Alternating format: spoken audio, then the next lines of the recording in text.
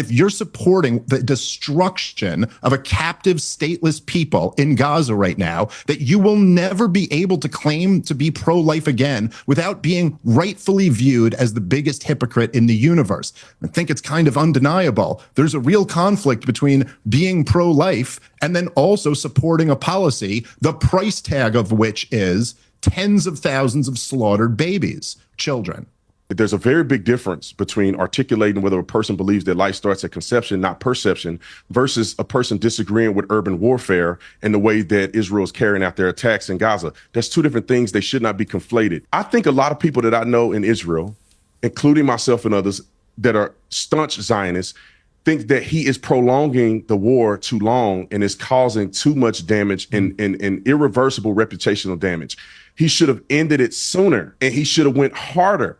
In America, if we had faced such brutality, rape, people getting their heads cut off, I saw videos of people getting their heads cut off, we would have been swift.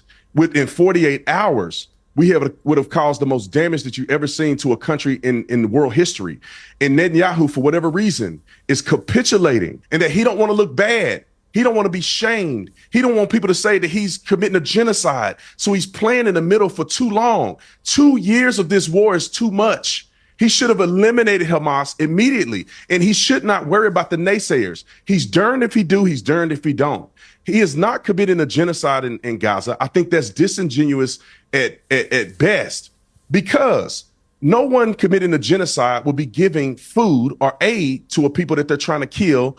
They would not be sending leaflets and advising people of buildings that they're going to tear down. The population has grown in Gaza from 1948 all the way up until today. 500,000 they started with. They're at 2 million at this point. When did the genocide start? There is no genocide. People can argue the tactics that Netanyahu is displaying in Gaza, but you cannot be superfluous and add these arguments that seems to, in my opinion, be anti-Semitic in many ways. It's not, these people are terrorists, and not the Gazan people, the regular everyday individual, the terrorist group that came into a country and attempted to commit a genocide against Israel.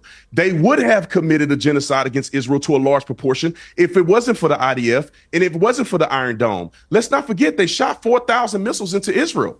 They tried to kill everybody. The IDF is going in strategically.